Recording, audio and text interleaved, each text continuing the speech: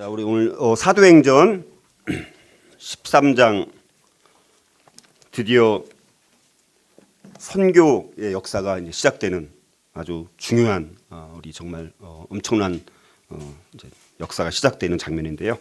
1절에서 3절 우리 세 절만 같이 한 목소리로 봉독하겠습니다. 같이 읽겠습니다. 시작. 안디옥 교회에 선지자들과 교사들이 있으니 곧 바나바와 니게르라 하는 시므온과 구레네 사람 루기오와 분봉왕 헤롯의 젖동생 마하나임과 및 사울이라. 주를 섬겨 금식할 때 성령이 이르시되 내가 불러 시키는 일을 위하여 바나바와 사울을 따로 세우라 하시니 이에 금식하며 기도하고 두 사람에게 안수하여 보내니라. 아멘. 네, 이제 우리가 사도행전 12장까지 마쳤습니다. 사도행전 12장까지. 그래서 사실 이제 베드로를 중심으로 하는 베드로 행전이라고 불리는, 그렇죠. 사도행전 1장에서 12장까지를 베드로 행전이라고도 부르기도 하고요. 그다음에 사도행전 13장부터 그 이하를 이제 바울 행전이라고도 우리가 부르는데요. 그리고 전체는 다 성령의 행전, 사도행전이면서도 성령 행전, 성령께서 어떻게 역사하셨는지가 아주 정말 뚜렷하게 강력하게 나타나는 우리 사도행전을 함께 우리 이제 살펴보고 있습니다. 이젠 신약의 제3시대, 특별히 이제 선교 시대 중에서 이제 성령 시대 이제 두 번째 시간인데요. 이제 AD 47년 혹은 48년부터 62년 혹은 63년 경까지 약 15년간 이제 사도행전 13장에서 28장의 이 내용은 이제 AD 47년, 48년 경부터 62, 63년 경까지의 시간을 다루는 내용이라고 볼 수 있습니다. 그래서 안디옥에서 이제 로마까지 복음이 전파되는, 그리고 하나님 나라가 이제 확장되어지는 그런 내용이 이제 전개되어지고요. 그래서 여기 신약에서 제3시대 선교 시대, 이제 성령 시대 두 번째인데 이 시간은 이제 주님께서 교회에게 주신 사역의 명령은 이제 선교의 명령입니다. 선교의 명령. 자, 12장까지는 이제 유대 중심으로 사마리아 혹은 뭐 가이사랴 뭐 이런 정도, 이제 팔레스틴 땅 안에서 머물고, 물론 안디옥까지 교회가 이제 세워져서 이제 예루살렘 교회, 모교회 같은 예루살렘 교회, 그다음에 안디옥 교회까지 세워졌고, 근데 안디옥까지가 이제 교회가 세워졌지만 아직은 이제 이제 더 세계 전역으로 펼쳐지기 전까지인데, 이때부터는 선교의 명령이 이제 이루어지게 됩니다. 오늘 나오는 게 선교의 명령입니다. 그러니까 하나님께서 안디옥 교회가 금식과 기도와 예배 가운데서 이제 온 교회 공동체를 향해서 이제 말씀을 하시는 거예요. 너희들 내가 시키는 일을 하라. 그 시키는 일이 뭐냐? 이제 드디어 선교의 명령이 이제 떨어지는 내용입니다. 그래서 그 명령이 이제 사실은 사도행전 1장 8절의 말씀이 이제 그 이후에 계속해서 적용되어지는 거예요. 점점 더 확장되어지는 것입니다. 그러므로 이 시대는 예루살렘과 유대에 머물러 있던 이 복음이 이제 온 땅으로 퍼져나가던 시기라고 볼 수 있습니다. 바울과 또 다른 여러 선교사들을 통해서 이제 복음이 로마 제국 전역으로 확장되어 가는 어마어마한 선교의 역사가 이때 이제 이루어지게 되어집니다. 그래서 이제 사도행전 1장 8절 오직 성령이 너희에게 임하시면 너희가 권능을 받고 예루살렘과 온 유대와 사마리아와 땅끝까지 이르러 내 증인이 되리라 하시니라 라는 이 예수님의 마지막 승천하시면서 남겨주신 이 말씀이 이제 여기 이 말씀처럼 이제는 정말 예루살렘, 처음엔 예루살렘 교회 중심으로 교회가 이제 초대교회가 형성되어지다가 온 유대로 확장되어진 내용이 우리가 8장, 12장 이렇게 살펴본 것이고, 또 사마리아까지도 확장되어졌고 안디옥까지 확장된 것까지, 그 다음에 이제 나머지 땅끝, 그래서 로마까지 복음이 확장되는 이 사도행전 1장 8절에서 주어진 말씀이 어떻게 사도행전 1장에서 28장 그 전체에서 이것이 이루어지고 있는가라는 관점으로 본다라면 정말 예수님께서 승천하시면서 남겨주신 이 지상명령, 그것이 정말 이 예루살렘 교회로부터 해서 안디옥 교회까지, 그리고 수많은 교회들이 이제 개척이 되어지고, 그래서 로마까지, 거의 나중에는 스페인까지 이제 복음이 증거되어지고, 지금 오늘날은 전 세계 복음이 전파되어서 이제는 정말 복음이 안 들어간 땅이 없는 것이죠. 단지 그 나라 말로 성경이 번역되지 않아서 그 자체적으로 이제 믿기 어려운 그런 아주 소수 일부 미전도 종주국을 빼고는 완전히 다 복음이 다 증거되어졌고, 제가 우리 홈스쿨링 모임에서 말씀드렸던 것처럼 AI 시대가 이제 도래되면서 성경 번역이 이제 급속히 빨라집니다. 옛날에 20년 걸린 게 이제는 이제 4, 5년 걸리고, 이제 또 1, 2년 걸리고, 이제는 아주 순식간에 몇 달 만에도 다 번역될 수 있는 기술들이 점점 개발되기 때문에, 그러면 남은 그 성경 번역 안 된 종족들 이제 번역이 다 될 것 아닙니까? 곧 AI 시대로 인해서 금방 사람이 다 일일이 했던 거가 이제 AI에다 딱 집어넣으면 다 이제 번역이 되는 거예요. 그걸 다 듣기만 하면 속도가 얼마나 빨라지겠습니까? 급속히 빨라지겠죠. 그러면 여러분 끝이 얼마 안 남은 거예요. 그렇죠? 모든 민족의 복음이 이제 증거되어지는 날들이 얼마 남지 않았습니다. 긍정적인 우리 마지막 때 일어나는 긍정적인 일 중에서 모든 민족에게 복음이 증거되어지는 역사가 지금 강력하게 일어나고 있다라는 것을 우리가 이제 보면, 근데 그것이 어쨌든 사도행전에도 그런 것이 이루어졌고, 이것이 그 결과로 지금까지 이렇게 전 모든 민족에게 복음이 증거되어진 일들이 완성을 향해서 지금 갖고 있다라는 사실들을 우리가 볼 수 있어야 되는 것입니다. 그래서 이제 사도행전 13장부터 이제 28장까지는 이제 이 안디옥을 중심으로 해서 이제 아시아, 그래서 아시아로 머물던 복음이 또 마게도니아에서 환상 가운데 또 부르는 소리를 듣고 이제 유럽으로 그리고 로마까지 정말 복음이 점점 더 땅끝까지 전도되어진 역사가 아주 역동적으로 이제 13장부터 마지막 28장까지 이제 전개가 되어지는 것입니다. 네. 자, 그래서 이제 아직까지 12장까지만 해도 서신서가 기록된 것이 하나도 없어요. 그래 안 그래요? 사도행전 12장까지는 서신서가 연대기로 보면 안 나옵니다. 그리고 이제 13장, 14장, 15장 이제 넘어가면서부터 이제 15장 전후부터 해서 이제 서신서들이 기록이 드디어 되어집니다. 그동안에는 이제 복음서만 있다가 사도행전이 이제 기록되고, 그 다음에 이제 복음서, 서신서는 이제 요 사도행전을 통해서 봐야지 서신서가 이해가 되는 것입니다. 그래서 이거는 뭐 이게 자세히 설명하면 이거 한도 끝도 없는데, 이렇게 보면 이제 여기 1차 선교가 이제 13장부터 시작이 되어집니다. 오늘 말씀부터. 그래서 이제 그 13장, 15장 끝나는 그 언저리쯤부터 해서 갈라디아서 그리고 야고보서, 물론 이 중에는 일반 서신도 있고 이제 바울 서신도 있는데, 이렇게 이제 서신서들이 기록이 되는 거예요. 그리고 2차 선교 때 데살로니가 전서라든가 후서가 이제 기록되는 걸로 보고요. 물론 이거에 대한 여러 가지 해석들이 좀 다양할 수는 있습니다. 3차 선교 여행 때 고린도전서, 후서, 로마서가 기록되었을 것이다라고 보는 거고요. 4차 선교 때 이제 4차 선교는 선교라기보다는 이제 로마 감옥행입니다. 그러니까 사도 바울이 1차, 2차, 3차는 자유롭게 선교를 하다가 이제는 이제 여러 가지 이제 돌아와서 잡혀가지고 이제 감옥, 로마까지 가는 감옥의 여정이 상당히 이제 많은 거의 뭐 사도행 20장, 21장 그 뒤에 보면 나머지가 다 그런 부분입니다. 그러니까 굉장히 로마의 감옥행으로 가는 여정이 자세하게 나와 있습니다.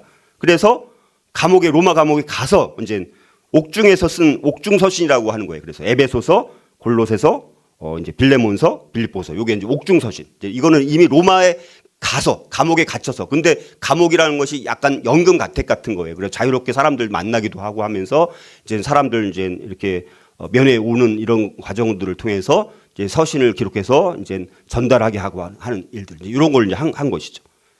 그리고 이제 로마 감옥에서 사도행전 28장이 로마 감옥에서 있는 걸로 끝나거든요. 그리고 이제 풀려납니다.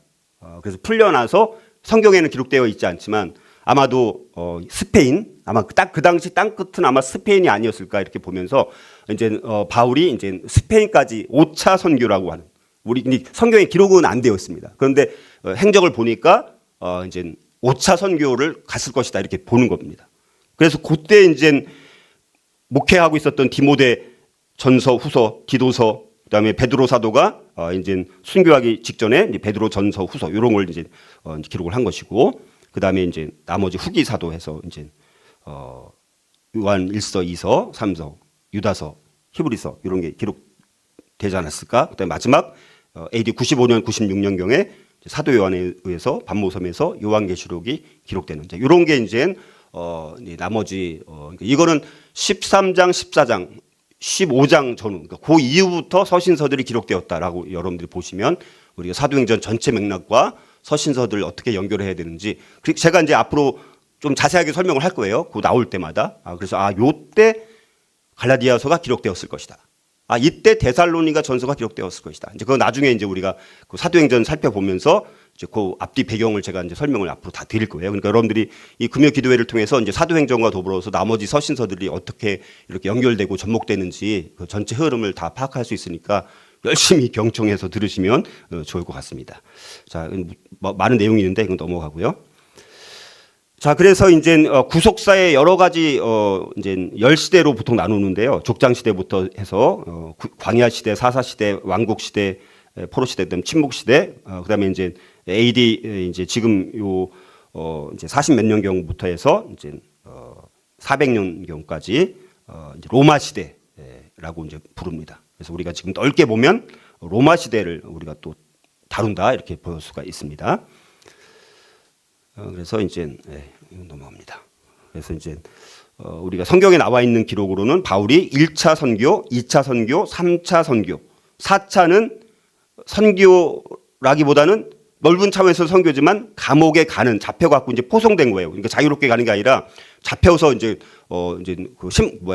그 법정 이제 그거를 소송하기 위해서 이제 로마로 가는 과정입니다. 그러니까 4차는 이렇게 해서 이렇게 이제 여러분들 뭐 많은 그림들이 있잖아요. 그래서 그것도 제가 이제 아무튼 여러분들이 앞으로 살펴보면서 이제 바울이 누구랑 함께 또 어디를 거쳐서 어떤 일이 있었는지 이 바울의 행적에 따라서 이제 앞으로 쭉 살펴볼 겁니다. 그러니까 연대기로 사도 바울이 이렇게 또 이제 선교를 했고 이런 지역에서는 어떤 사역이 있었고 어떤 일이 있었고 어떻게 해서 로마로 이제 감옥으로 이제 가게 되어지고 이런 여러 가지 과정들을 이제 앞으로 이제 살펴보게 됩니다.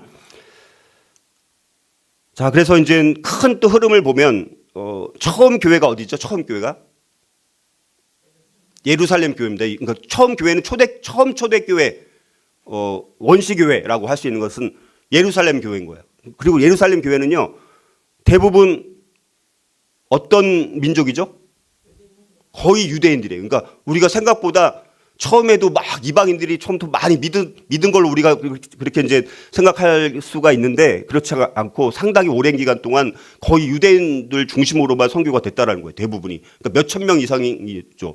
한 번에 뭐 3천 명 뭐 그렇게 막 믿는 역사가 있었으니까. 근데 그들 대부분이 이제 유대인들입니다. 물론 팔레스틴 땅에 사는 유대인들만이 아니라 다른 지역에서 온 사람들도 오순절 뭐 사건이라든가 그런 계기를 통해서 어찌됐든 이제 유대인들 중심으로 이제 그렇게 믿고 그다음에 이제 안디옥 교회에서 이제 이방인들 중에서 좀 믿는 역사가 이제 일어나면서 이제 바나바를 파송하면서 조사하게 해서 바나바가 바울을 데리고 와서 이제 거기서 사역을 하면서 안디옥 교회가 이제 부흥하게 되어지고 또 그리스도인이라고 일컬음을 받는 그런 역사들이 일어났던 것이고 이제 그래서 안디옥 교회가 이제 선교의 중심이 이제 예루살렘 교회가 아니라 이제 이방인 교회인 안디옥 교회가 선교의 기지가 되는 것입니다.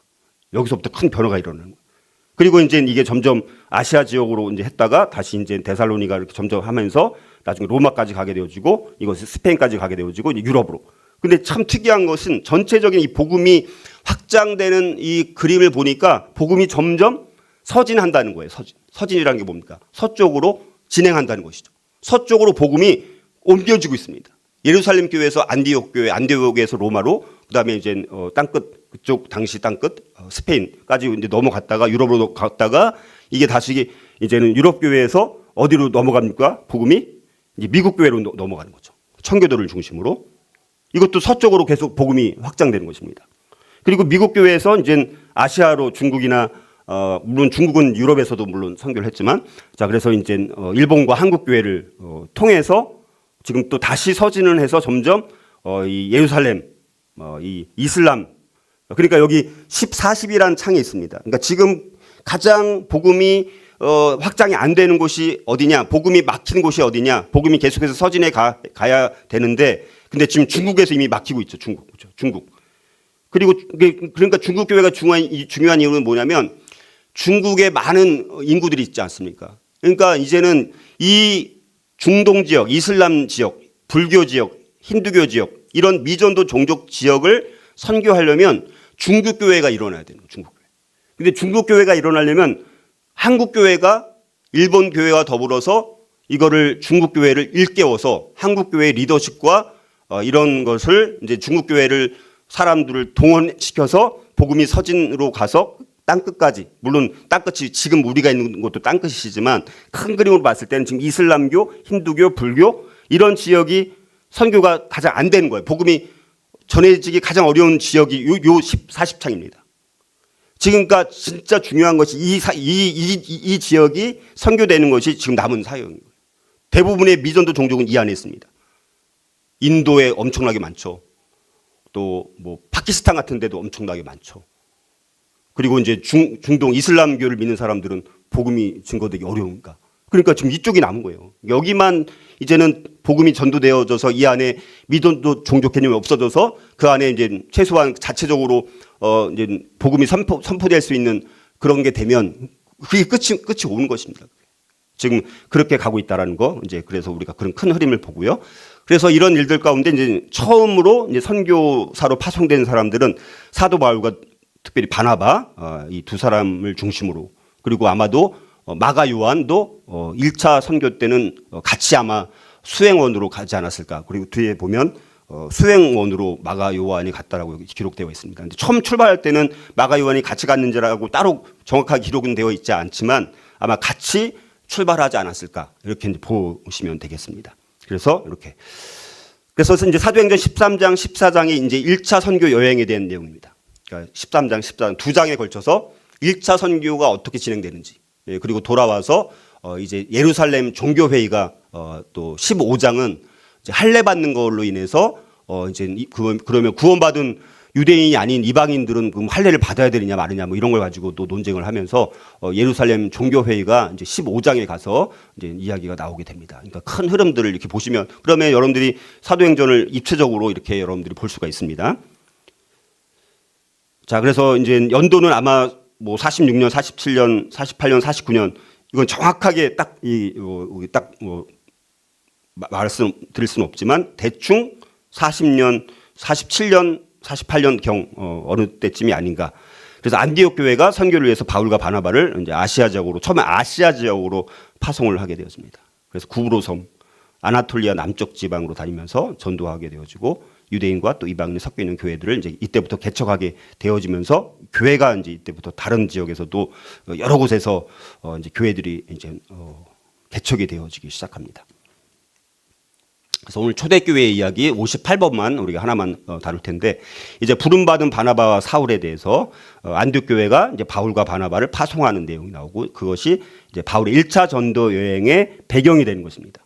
여기서 이제 안디옥 교회가 이제 예배 가운데 하나님의 음성을 듣고 이제 내가 시키는 일을 위해서 사람을 세우라 해서 바나바와 바울을 세워서 안수해서 이제 선교사로 파송하는 게 오늘 배경인 거예요. 그리고 이제 4절부터가 실제 이제 선교가 어떻게 되는지 그 어느 지방으로 이동했는지 이런 게 이제 4절부터 나오게 되는 것입니다. 자, 그래서 이제 오늘 열린 선교 지향적 교회라는 제목으로 함께 우리가 나눠볼 텐데요. 교회를 향한 하나님의 음성이 어떻게 진행되는지를 우리가 살펴보는데 교회가 오늘날은 홍수시대입니다. 물론 교회가 많은 것이 너무 필요하지만 우리나라는 특별히 어딜 가도 공항에서 인천공항에 있는데 내리면 우리나라 이렇게 밤에 내리면 불빛에 다 보이는 것이 십자가가 어마어마하게 많은. 근데 그것이 점점 물론 줄어들고는 있지만 그래서 우리 교회 그러나 교회가 너무나 많지만 문제는 정말 이렇게 열린 선교 지향적인 교회 건강한 교회는 그렇게 많지 않다라는 것이 이제 안타까운 일이기 때문에 우리가 남교회 얘기하는 것이 아니라 우리 교회가 정말 하나님께서 맡겨주신 사명을 잘 감당하고 있는 정말 열린 선교 지향적인 교회로 쓰임 받고 있는지를 돌아보는 우리가 시간이 되었으면 좋겠고요. 그래서 이제 이 안디옥 교회가 그런데 너무너무 건강하고 열린 선교 지향적인 교회라는 그 특성을 너무나 잘 보여주고 있다는 거예요. 그러니까 오늘날 사람들이 교회 이름을 지으면서 안디옥 교회라고 많이 짓는 거예요. 자, 복음에는 생명이 있기 때문에 복음은 반드시 역동적으로 움직일 수밖에 없다는 사실입니다. 복음 안에는 생명이 있기 때문에. 또 우리 성도들이 복음 안에 있는 생명력으로 인해서 우리 교회가 건강한 생명력 있는 역동성 있는 교회가 되어야 되는데, 안디옥 교회가 바로 그런 교회의 너무 이상적인 교회의 모습을 우리에게 보여주고 있다는 사실입니다. 자, 그래서 안디옥 교회에 있었던 그동안 우리 살펴봤던 것들을 돌아보니까, 자, 우리 스데반 집사님의 순교로 인해서 교회에 많은 사람들이 흩어졌는데, 근데 그때 몇 년 지나서 안디옥까지 이제 거기에 있는 헬라인들에게도 복음이 전해지게 되어집니다. 그래서 복음의 씨앗을 받은 그리스도인들이 안디옥이라는 곳에 모이기 시작하게 되었죠. 그러니까 이방인 안디옥 지역에 많은 믿는 그리스도인들이 생겼다라는, 특별히 이방인들 가운데 믿는 사람들이 많이 생겼다는 부흥의 소식을 듣고 예루살렘 교회가 이제 그 상황을 조사하기 위해서 바나바를 파송하게 되어지죠. 그래서 바나바를 안디옥으로 파송했는데, 바나바가 혼자 그 상황을 감당하기는 너무나 역부족이었기 때문에 다수에 있었던 바울을 만나서 데리고 와서 거기서 함께 이제 사역을 하게 됐던 것이죠. 그런데 이 두 사람의 동역을 통해서 정말 강력한 엄청난 안디옥 교회가 부흥하게 되어지죠. 그래서 이제 그 부흥의 결과로 놀라운 것은 처음 예루살렘 교회가 아닌 안디옥 교회에서 처음으로 선교사를 파송하는 엄청난 사건이 여기서 일어나게 되는 것입니다. 그래서 이 사도행전을 통해서 우리 안디옥 교회는 예언 사역이든지 뭐 주를 섬기는 사역이든지 금식이든지 뭐 기도 뭐 예배 사역, 교제하는 거, 봉사하고 섬기는 거, 그리고 인종적으로 여기 비교하는 것처럼 예루살렘 교회는 주로 히브리 유대인이라든가 헬라 유대인, 유대인 중심의 교회였습니다. 근데 안디옥 교회는 히브리 유대인뿐만 아니라 헬라 유대인, 헬라 이방인 다문화 같은 여러 인종들이 섞여 있게 된 것입니다. 그러니까 상당히 인종적으로 오히려 이방인들이 막 다양하게 섞여 있다 보니까 유대인까지 그런 면에서 오히려 더 열린 교회가 된 것입니다. 아직도 예루살렘 교회는 약간 완전 열려 있지는 않은 거예요. 유대인 중심의 교회다 보니까. 근데 이제 오히려 안디옥 교회는 더 이방인들을 향한 선교와 이런 것들이 더 열려 있다 보니까 어쩌면 이 시대적으로는 13장부터는 그래서 하나님께서 이제 뭡니까? 예루살렘 교회가 아닌 안디옥 교회를 통해서 이제 역사를 하시게 되는 것이죠. 그러니까 하나님의 지금 역사의 흐름을 보면, 자, 그래서 이제 오늘 우리 읽은 사도행전 13장 1절 3절 말씀을 보면 이제 안디옥 교회가 당시 안디옥 교회의 거의 이제 최고 지도자 두 사람 바울과 바나바를 이제 세계 선교를 위해서 열방으로 파송을 하게 되어지면서 이제 몇 차례에 걸쳐서 세계 도처의 교회를 이제 개척하게 되어집니다. 그러니까 안디옥 교회는 너무나 우리에게 열린 선교지향적인 교회로서 너무나 이상적이고 너무나 모델이 되는 교회인 것을 알 수가 있고요. 이제 13장부터 이방 선교의 여명이 안디옥 교회로부터 드디어 이제 출발이 되는 엄청난 사건이라고 볼 수가 있고, 근데 그것이 자기를 그냥 인간적인 생각대로 한 게 아니라 성령의 지시를 받고 안디옥 교회가 바나바 사울을 선교사로 파송하는, 그래서 1차 선교 여행을 드디어 시작하게 되어지는 그런 장면이 이제 나오게 된 것이죠. 자, 물론 처음에는 각 지역에 있는 회당을 중심으로 유대인들을 또 향해서 복음을 처음 전하게 되었습니다. 그러니까 처음에 갔을 때 바울과 바나바는 일단 회당을 방문하는 것이죠.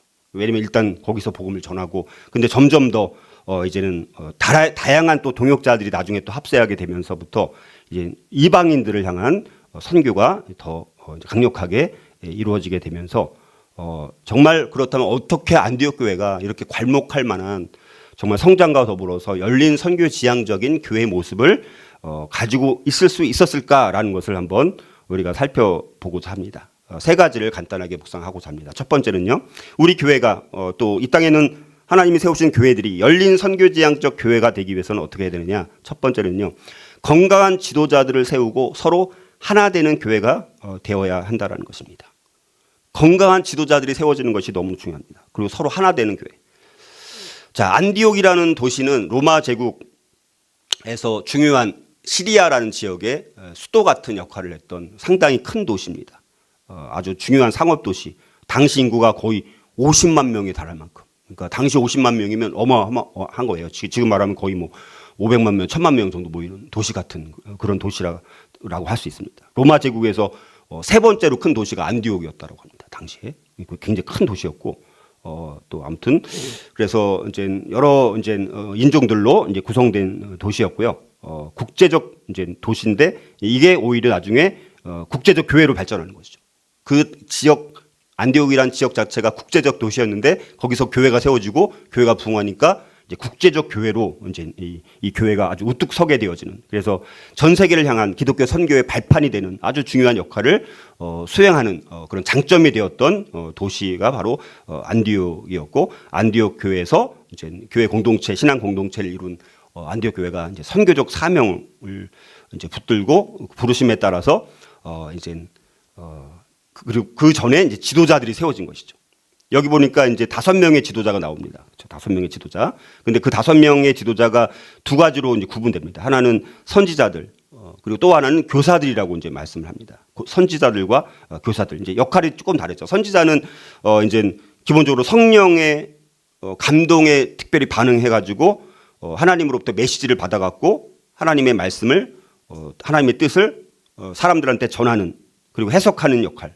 하나님의 말씀을 선포하고 사람들 깨우치고 회개하는 역할이 주로 선지자 역할이라고 한다라면, 교사는 그리스도인으로서 우리의 삶을 어떻게 살아갈 것인가에 대한 기본적인 가르침을 이제 전해주고, 또 지혜를 가지고 어떻게 우리가 분별해서 살아갈 것인가를 가르치고 예수님의 삶과 가르침에 대한 것들을 전하는 양육적인 이런 사역이 주로 교사들이 하는 역할이었는데, 근데 이 안디옥 교회가 이런 선지자의 그런 역할이라든가 교사의 역할을 할 수 있는 그 지도자 그룹이 이렇게 5명 이렇게 확실하게 있었다라는 것입니다. 처음에는 바나바와 바울 두 사람으로 시작된 이 안디옥 교회가 이제 거기 자체 안에 이제 새로 온 그 이방인들 안에서 이제 지도자로 세워지는 엄청난 역사가 있었다라는 것입니다.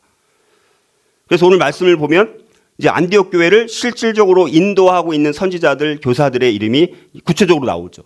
첫 번째 나오는 사람 이름이 이제 바나바입니다. 바나바. 우리는 이 바나바는 뭐 예루살렘 교회에서 이제 안디옥 교회에 이제 뭐 파송한 사람이니까 이제 거기 뭐 선교사로 파송한 게 아니라 조사하도록 파송했는데 거기서 이제 지도자로 이제 역할을 한 거죠. 그러니까 굉장히 중요한 인물이죠. 처음에 가장 출발점이 되는 지도자가 이제 바나바죠. 이 사람은 구브로, 키프로스, 이제 곧 나오는 뒤에 보면 첫 번째 1차 선교 여행이 이제 구브로라는 지역을 가게 되어지거든요. 구브로 태생입니다. 레위인이었습니다. 이 바나바는. 그리고 이제 두 번째로 나오는 사람이 니게르라는 사람이에요. 니게르. 니게르, 시몬. 니게르라는 시몬인데 이 사람은 아마도 이제 니게르라는 것이 검은이라는 뜻입니다. 그러니까 흑인이었을 것으로 보는 거예요. 아, 니게르라는 사람은 아프리카 흑인의 개종자 였던 것으로 우리가 이제 보는 거예요. 이름 안에 검다라는 뜻이 있으니까. 또 구레네 사람 루기오라는 사람도 아마도 북부 아프리카 흑인이 아니었을까 이렇게 이제 보는 것입니다. 그리고 이제 거기 마나엔이라는 사람이 나오는데 이 사람은 침례 요한을 죽인 분봉왕 헤롯 안티파스의 젖동생이라고 이제 거기 나와 있습니다. 그 다섯 번째는 사울이 나오는데 이 바울이죠. 다섯 사람 베냐민인이었던 이 사울, 이렇게 5명, 이 5명의 지도자들이 다른 문화, 다른 인종적 배경을 갖고 있었던 사람들입니다. 이 사람들은 기술도 다르고 나이도 다르고 외모도 다르고 인격도 다르고 좋아하는 것 싫어하는 것 이게 다 달랐을 가능성이 많죠. 근데 다 달랐는데 이 5명이 큰 문제 없이 서로 협력했던 것을 볼 수 있습니다. 어떤 반목도 거의 없었던, 반목했던 내용이 전혀 나오지 않습니다. 너무나 아주 멋지게 선교사를 파송하는 내용을 우리가 보면서 하나가 되고 있다는 것입니다. 서로 동역하고 서로 협동하고 협력하는 좋은 본보기를 보였던 지도자 이 5명이 나오고 있다. 은사가 다르고 재능이 다르지만 근데 이 사람들은 정말 교회를 건강하게 세우는 지도자 역할을 너무나 잘 감당했다라는 것입니다. 그리스도를 믿는 아주 신앙이 좋았던 사람들이에요. 그래서 인종을 초월해서 하나가 될 수 있었다라는 것입니다. 그래서 정말 서로 다른 사람임에도 불구하고 이렇게 사랑으로 하나 되고 있는 교회, 이런 것이 풍토가 됐기 때문에 선교사를 파송하더라도 큰 문제 없이 또 교회 공동체가 이런 지도자들 밑에서 훈련을 잘 받고 성령의 지시를 받는 훈련이 되다 보니까 하나님께서 이제 내가 시킨 일을 하라고 했을 때 다 함께 마음을 모아서 이제 바나바와 바울을 선교사로 파송하는 어마어마한 정말 칭찬을 받을 만한 그리스도 안에서 하나가 된 모범이 된 교회가 바로 안디옥 교회라는 것을 우리가 이걸 통해서 알 수가 있습니다. 또 우리가 여기서 주목해야 될 것은 뭡니까? 자, 이 안디옥 교회는 중요한 것이 뭐냐? 아주 처음에 파송된 바나바, 이 바나바라는 사람이 그 출발점이 참 너무 좋았던 것 같아요. 너무 훌륭한 사람이 이제 시작을 하게 된 것이죠. 이 바나바라는 사람. 그래서 우리가 이 바나바라는 사람을 주목해서 봐야 되는 것이고, 그리고 또 바울을 데리고 왔죠. 바울을 데리고 와서 바울과 바나바가 둘이 동역하면서 하나가 되어지고 서로 섬기고, 자, 너무 훌륭한 이 두 사람이 이제 모범이 되어서 이제 목회자로서, 근데 이 목회자 담임 목사 같은 두 사람이 다른 사람 선교사를 파송 보내는 게 아니라 자기들이 직접 가는 거예요. 와, 이거는 여러분들 쉬운 일이 아닙니다. 다른 사람들 보내요. 대부분 99%는. 본인들 두 사람이 직접 가고 있어요. 근데 보니까 이 두 사람이 근데 훌륭한 게 뭐냐? 아까 나왔던 5명 중에서 시므온이라든가 루기오라든가 마나행 같은 사람들, 이런 사람들이 또 같이 섬기게 됐는데, 여러분들 이 사람들이 처음부터 바나바와 바울이랑 이렇게 있었던 게 아니잖아요. 지금 얼마 안 됐습니다. 뭐 몇 년 안 돼요. 길어야 2, 3년밖에 안 되는 그 상황인데, 지금 이 바나바와 바울이 이 새로운 헬라인들, 아프리카 사람, 이런 사람들을 잘 훈련해가지고 지금은 여기 보면 거의 동등된 사람으로 나오는 거예요. 동등된 사람. 누가 더 높다 이런 개념이 아닙니다. 이 5명이 다 동격 같은 그런 동급의 인물로 여기 나오고 있다는 거예요. 그러니까 거의 바나바와 바울의 버금가는 지도자의 역할을 이 세 사람도 하고 있었다라는 것을 볼 수가 있습니다. 그러니까 짧은 시간이지만 바나바와 바울에 필적할 만큼 이제는 하나님의 일꾼으로 이들이 그 짧은 시간 안에 영적으로 굉장히 잘 성장을 한 거예요. 얼마나 이게 놀라운 일입니까? 그래서 하나님은 반드시 일을 하실 때 사람을 통해서 역사하십니다. 그래서 교회가 정말 선교 지향적으로 하나님 앞에 쓰임 받으려면 이런 귀한 일꾼들이, 유능한 지도자들이 많이 배출되는 것이 너무너무 중요한 거예요. 건강한 사역자, 건강한 리더들이 많은 교회가 부흥하고 하나님 앞에 맡겨준 사명을 더 잘 감당하게 되어지는 것이죠.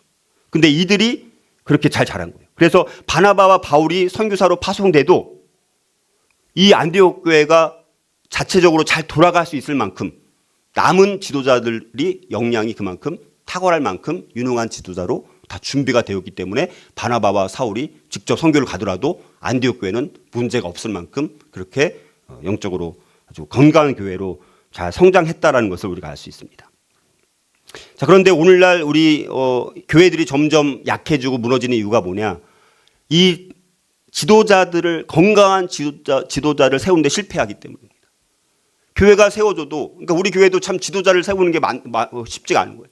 정말 훌륭한 리더로 더 많은 성도들이 일당백을 할 수 있는, 물론 우리 교회가 다 일당백을 하고 있는 모든 성도님들이긴 하지만 어찌됐든 교회가 무너지고 점점 약해지는 것은 일꾼들이 부족하기 때문입니다.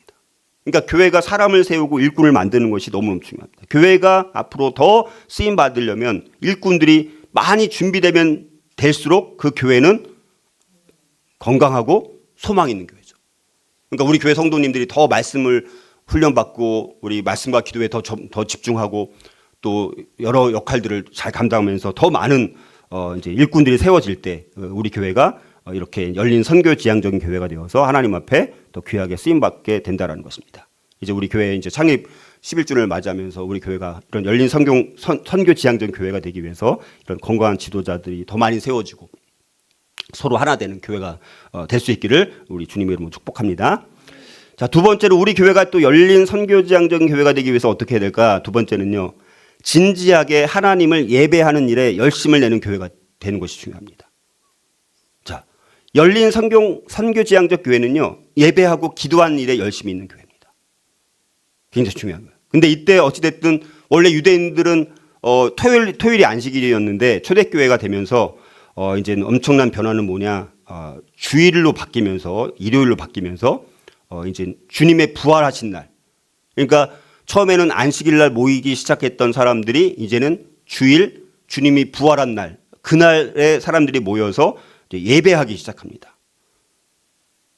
그래서 교회가 이제 주일을 중심으로 이제 바뀌게 된 것입니다. 그리고 예배 자리에 주님의 임재하심이 있는 거예요. 예배 자리. 그러니까 예배가 얼마나 중요하냐면 예배가 정말 제대로 될 때 거기서 역사가 일어나는 거예요. 그러니까 예배가 그래서 중요한 것입니다. 주님이 다시 살아난 그 날을 기념하고 그날 특별히 하나님의 임재하심이 강력하게 있는 날이 주일이 되어 가고 있는 것이죠. 근데 2절과 3절 보면 오늘 특이한 말씀이 나옵니다. 자, 거기 뭐가 반복되냐면 금식이란 말이 2번 나와요. 2절에도 금식이 나오고 3절에도 금식이 나옵니다. 근데 여러분들 이 금식이란 말이 그냥 따로 나오는 게 아니라 연결돼서 나오는 거예요. 2절에도 보면 주를 섬겨서 금식할 때, 그죠? 주를 섬긴다는 것은 쉽게 말하면 뭐냐? 주님을 예배할 때입니다. 주님을 예배할 때. 그러니까 주님을 예배할 때 지금 하나님의 이제 음성이 들린 거예요. 그리고 3절에도 보면 금식이 따로 되는 것이 아니라 기도와 또 연결되어 있습니다. 그러니까 이게 다 금식이라는 것이 하나는 예배와 하나는 기도와 연결되어 있기 때문에 이 모두가 사실은 다 예배와 관련되어 있는 것이라고. 금식이라는 것 자체도 금식을 왜 하냐면 음식과 또 정신을 산란하게 하는 것들을 삼가하는 거예요. 소극적으로 보면. 왜냐하면 이제 금식을 하는 것이 그냥 안 먹는 것만 이런 게 아니라 이제 막 정신이 산란하고 밥 먹고 막 이러면 복잡하잖아요. 이런 거를 잠깐 멈추고 예배를 집중하는 거예요. 근데 이 지금 안디옥 교회가 지금 뭔가 하나님의 인도하심이 있다 보니까 이제는 예배를 드리면서 기도하면서 금식을 또 하고 있는 거예요. 특별히 금식까지 하면서까지도 예배와 기도에 지금 집중하고 있었다는 것입니다. 그러니까 금식까지 하면서 예배를 드리는 거예요. 예배를 통해서 주님을 만나기를 원하는 강력한 간절한 갈망이 이 안디옥 교회 성도들 가운데 있었던 거예요. 주일날 모여가지고 이렇게 예배 드리면서. 자, 그런 이제 진지하게 해서 하나님 이렇게 예배하는 일에 열심을 낼 때 그때 뭔가 성령의 역사가 있어가지고 하나님이 말씀하시는 게 있게 되는 거예요. 우리 교회도 마찬가지입니다. 우리가 정말 하나님을 예배하는 일에 진지하고 열정을 갖고 열망을 가지고 또 주님께서 부활하신 그날 그날을 사모하면서 우리도 주님 부활하신 주님을 더 깊이 있게 예배를 통해서 만나고 싶습니다. 사랑하는 성도들과 우리 받은 은혜 감사하고 감격해서 영과 진리로 하나님을 예배하기를 원합니다. 예배에 초점을 맞추면서 또 어떨 때는 그게 너무 사모하다 보니까 하나님 오늘 예배 드리지만 오늘 금식할래요. 금식하고 예배 드릴래요. 그래야지 제가 더 하나님을 더 간절히 사모하는 마음으로 예배를 드릴 수 있을 것 같아요. 이렇게 사랑하는 성도들 각자가 각각 다 하나님을 만나고 주님의 부활하신 주님을 만나길 소망하면서 또 금식까지 하면서 내가 예배 드려야지. 오늘 내가 기도하면서도 내가 금식해서 기도해야지. 라는 간절한 마음으로 만약에 예배를 드릴 수 있다면 그때 하나님께서 특별히 더 강력하게 역사하실 수가 있다는 것입니다. 예배는 우리가 따로 시간을 구별해서 시간과 장소를 구별하는 것입니다. 왜냐하면 우리는 일주일에 한 번이라도 함께 드리는 주일 예배만 그게 없으면요. 인간은 너무나 자기 집착이 강합니다. 그래서 그런 계속되어지는 자기 집착과 자기가 하고 싶은 거 하는 것들을 일주일에 한 번이라도 그 주일 예배 그거마저 없으면요. 사람들은요.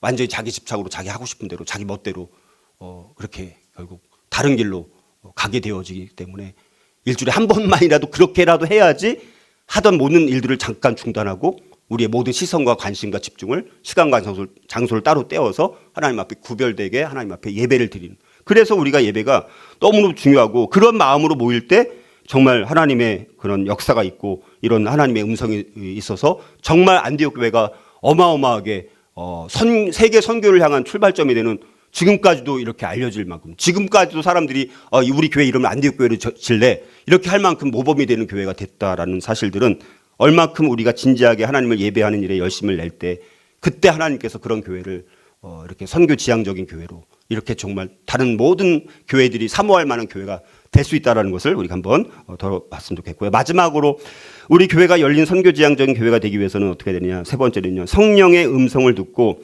주님의 사명에 순종하는 교회가 되어야 된다라는 것입니다. 자, 안디옥 교회는 성령의 음성을 듣습니다. 그 금식하면서 그렇게 기도하고 그렇게 말씀 가운데 하니까 여러분들 어떻습니까? 2절에 보면 금식하면서 예배를 드리니까 그때 성령이 이르실 때 내가 불러 시키는 일, 여기 불러 시키는 일이 뭐라고요? 이게 선교하는 일이에요. 선교. 이 시키는 일이 선교입니다. 그래서 이 시키는 일을 위해서 성령이 그 교회 공동체가 다 알아들을 수 있도록 각자의 심령 가운데 말씀해 주신 거예요. 누구를 따로 세우라고? 바나바와 사울을 따로 세우라고 온 교회 공동체, 안디옥 교회 공동체가 다 그렇게 공감할 만큼, 인정할 만큼 강력한 성령의 이제 말씀이 이제 있게 됐습니다. 자, 그리고 나서 자, 근데 이제 우리가 만약에 이 안디옥 교회 성도라고 해요. 근데 지금 바나바와 사울을 통해서 우리 안디옥 교회가 이렇게 잘 성장하고 부흥을 했는데 갑자기 성령께서 말씀하시기를 이 바나바와 사울을 따로 세워가지고 선교사로 파송하라고 하면 우리 입장에서는 그러면 성령님 우리 두 사람 다 보내긴 그러니까 바나바만 보내든지 아니면 바울 한 사람만 보낼게요. 혹시 그렇게 해도 될까? 이렇게 막 따지는 게 아니라 그 말씀을 듣고 이제 뭐라고 말하는 겁니까? 금식해 보는 거예요. 그래요. 우리 그럼 성령께서 말씀하셨는데 우리가 그러면 금식하면서 기도를 하는 거죠. 그러니까 다 거기에 대해서 두 사람을 보내는 게 하나님의 뜻이다라는 것이 다 인정이 되어집니다. 그러니까 즉시 그냥 다른 거 어떤 군더더기 뭐 변명이나 뭐 첨부하는 말 뭐 이런 거 하나도 없이 그냥 성령의 음성을 듣고 금식하고 기도했더니 이제 뭡니까? 그 말씀에 순종하게 되어지는 것입니다. 그래서 순종해서 드디어 바나바와 바울을 이제 선교사로 보내는 일. 와, 이건 참 대단한 일입니다. 그러니까 성령의 역사가 없이는 불가능한 일이 아니었을까 이렇게 우리가 생각을 해보게 되어지고 그래서 우리가 정말 우리 열린 선교지향적인 교회 그러면서 이제 마태복음 28장 18절 19절 예수께서 나와 말씀하여 이르시되 하늘과 땅의 모든 권세를 내게 주셨으니 그러므로 너희는 가서 모든 민족을 제자 삼으라라는 말씀. 그리고 세상 끝날까지 내가 너희와 함께 있으리라. 그 말씀을 붙들고 이제 이 교회가 순종을 하게 되어져서 그 순종을 했더니 정말 엄청난 선교의 역사가 안디옥 교회를 통해서 이루어지게 되는 것을 보게 되었습니다. 그래서 안디옥 교회가 이렇게 순종함으로 인해서 본격적으로 이제 이방 선교의 시대, 새로운 시대가 열려지게 되었습니다. 그래서 우리 오늘 세 가지를 함께 살펴보면서 안디옥 교회가 그래서 이방 전도를 수행하게 됐던 이방 선교의 센터 역할을 감당하게 되어진 아주 훌륭한 교회가 되어진 것을 우리가 보게 되면서 우리 교회 공동체도 마찬가지로 이런 선교 지향적인 교회가 되어서 하나님 앞에 우리가 귀하게 쓰임 받는 다른 교회들이 부러워하고 사모하고 닮아가길 원하는 교회가 될 수 있기를 주님의 이름으로 축복합니다.